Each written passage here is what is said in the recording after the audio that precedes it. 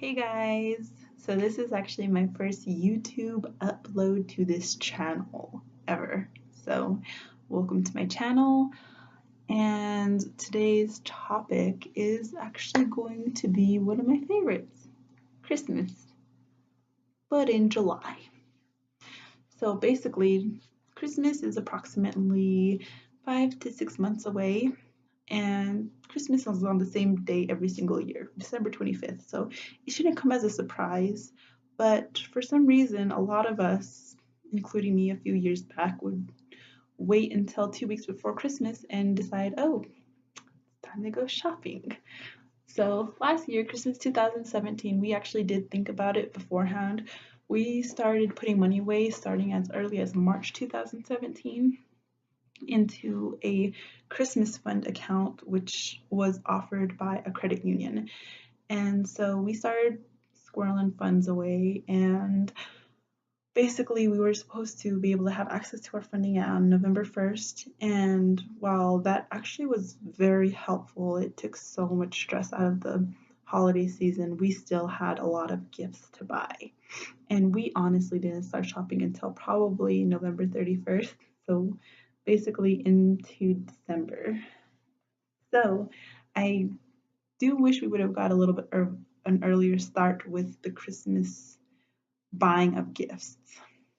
So I have a game plan for this year, and I have a couple of tips to help you. Um, just basically tips that I'm going to be implementing this year just to make things a little bit easier and a little less hectic so I can enjoy the holidays that much more because I love me some Christmas.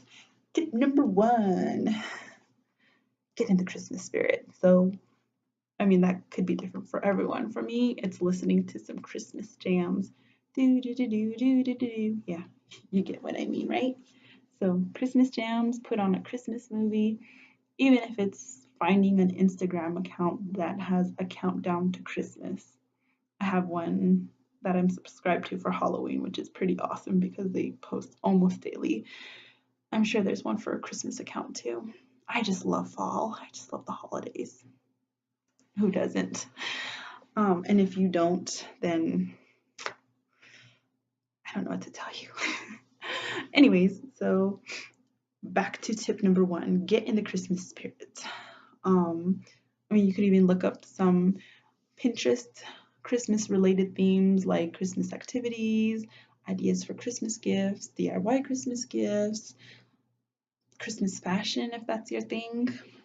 So, yes, get in the spirits, get excited, get pumped, because the next part is going to be just as fun. My next tip number two, is to start to develop a budget. So, what is Christmas going to look like, basically? And this could include things like travel, but majority of it would be probably the gifts. So I did make a naughty and nice list. We, I say we because I'm me and my husband, who, if I were with him right now, he would be sitting right here, but he isn't.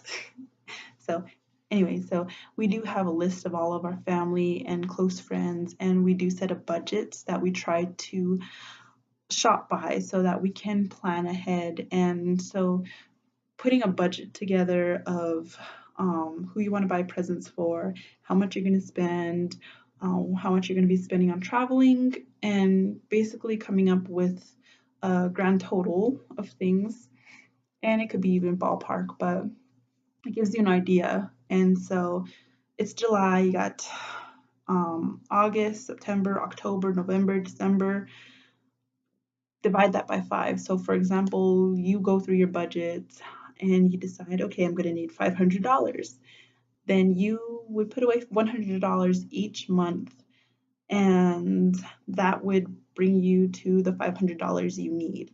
So you are done with paying for all of your Christmas things when Christmas is over and not using credit cards and paying for Christmas 2018 all the way to April 2019. And so, yeah, so create a budget, have a grand total, and basically divide it by 5, and that would be your monthly savings. That would be tip number 2. And that brings me to tip number 3. So tip number 3 is, there are going to be sales and certain deals around some days. So if you have a list of people that you want to buy gifts for and you already have an idea of what their interests are, what their likes are, what their hobbies are, you could look for deals since you already have money that you're budgeting for.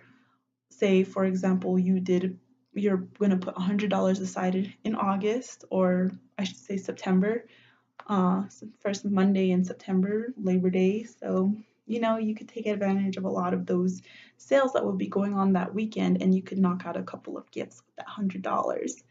So, those are ways that you can look for deals and just take advantage of them. And also, that's less shopping and less decisions you have to make down the road in December. Tip number 4, DIY. And this is actually, I haven't done a DIY gift in a while, a few years actually. So this year I will actually be doing a few stocking stuffers for DIY gifts. I'll probably make a video on it in October in case my DIY Christmas gift ends up being more of a scare. Then I have time to fix whatever I messed up on. So I will be doing a few tutorials in October, just, find a few things on Pinterest and try a few things out and, give you guys a expectations and reality type of video. Number 5 would be to firm up your plans. So where are you going to have Christmas at? Are you going to be traveling there? Do you need to save up for flying expenses? Another example would be which family members are you going to actually see during Christmas? Do you need to pay for like shipping costs and whatnot? Or are you going to be buying presents for everyone who's under 12? Or are you guys drawing names?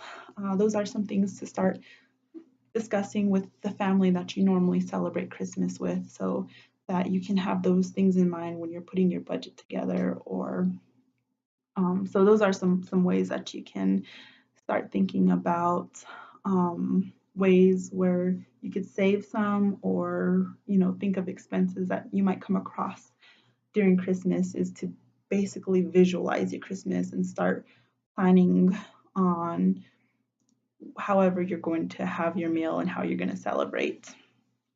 And number 6 is basically monthly budgeting. If you come under budget on anything like groceries or any trips that you take, any vacation that you are planning to do, but for example, if you were going to fly and you budgeted for flying, but you end up taking your whole family in a vehicle and you have a savings there, that would be a chunk of money that you can reallocate towards your Christmas fund.